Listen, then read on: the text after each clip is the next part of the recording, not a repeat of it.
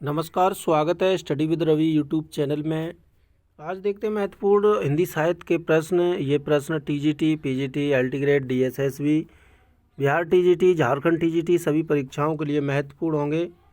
तो शुरू करते हैं। पहला प्रश्न है, आचार्य रामचंद्र शुक्ल ने शब्द सागर में लिखित किस शीर्षक लेख को परिवर्तित तथा परिमार्जित कर हिंदी साहित्य का इतिहास लिखा?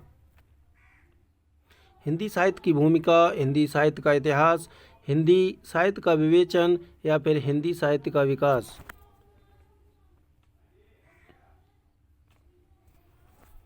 इसका सही उत्तर है ऑप्शन नंबर डी, हिंदी साहित्य का विकास।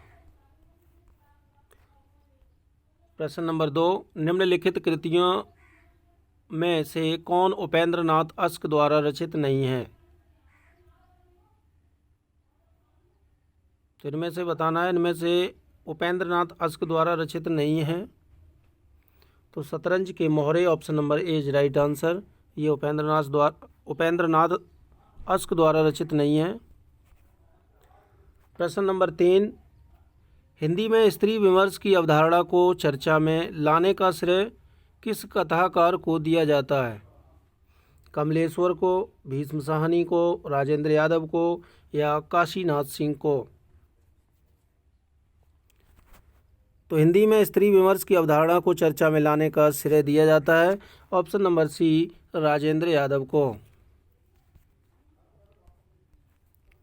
प्रश्न नंबर 4, उक्ति व्यक्ति प्रकरण के रचयिता हैं?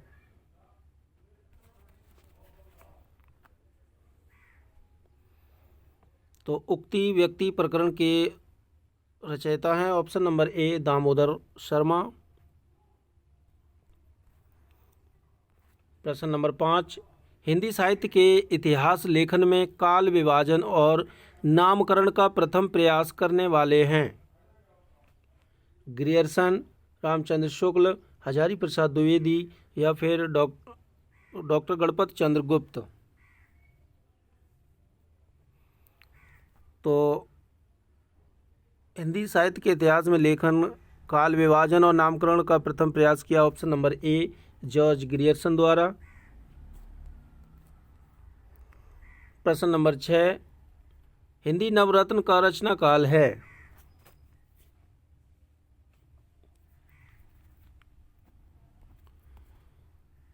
तो हिंदी नवरत्न का रचना काल है ऑप्शन नंबर सी, 1910 ईस्वी। अगला प्रश्न है, पउम चरियू के रचनाकार कौन हैं?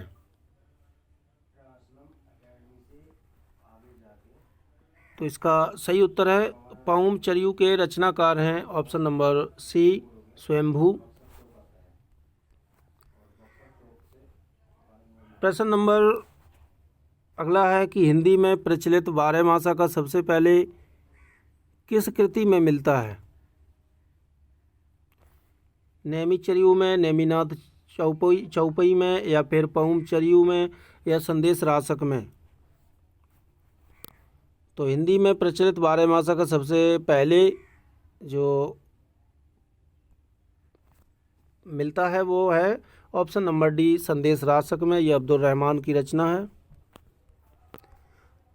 प्रश्न नंबर 9, आचार्य रामचंद्र शुक्ल हिंदी रीति ग्रंथों में अखंड परंपरा किसे मानते हैं?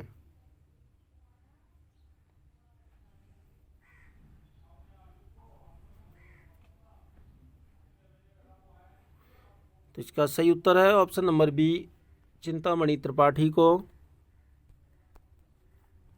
प्रश्न नंबर 10, श्रावकाचार किसकी रचना है?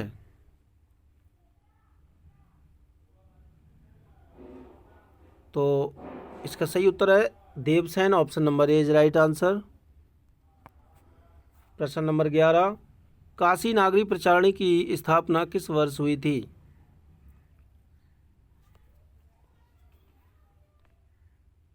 तो 1893 ईस्वी में काशी नागरी प्रचारणी की स्थापना हुई थी। प्रश्न नंबर 12, निम्नलिखित में से निम्बार्काचार का किससे संबंध है? तो निम्बार्काचार्य का जो संबंध है वो है द्वैता द्वैतवाद से। Option number C is right answer. अगला प्रश्न है, हिंदी में प्रचलित बारहमासा का सबसे पहले वर्णन किस कृति में मिलता है? तो ये संदेश राशक में मिलता है। प्रश्न नंबर 14, काव्य विवेक के रचनाकार हैं?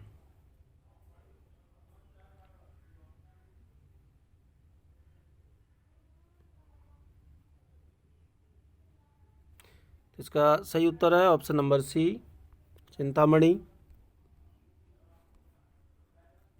अगला प्रश्न है, किस कवि की कृति को छायावाद का घोषणा पत्र कहा गया?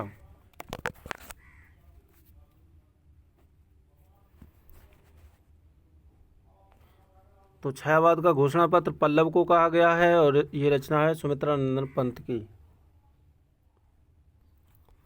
प्रश्न नंबर 16, महावीर प्रसाद द्विवेदी और हिंदी नवजागरण के लेखक हैं?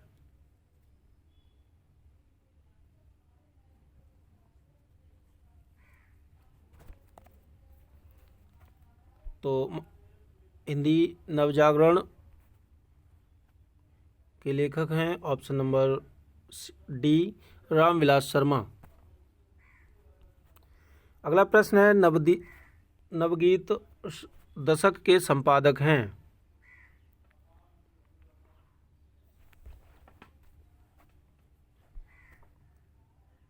तो नवगीत दशक के संपादक हैं option number B Shambhunath Singh.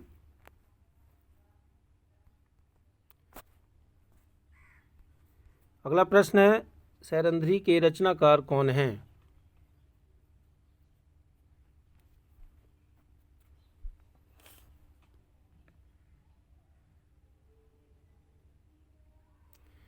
तो सैरंध्री के रचनाकार हैं option number B Maithili Sharan Gupt. अगला प्रश्न है,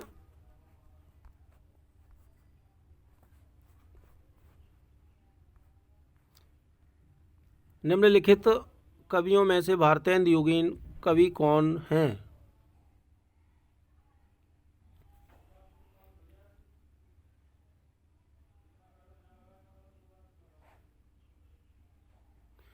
तो इनमें से भारतेंदु योगीन कवि हैं option number B Badri Narayan Chaudhary Premghan.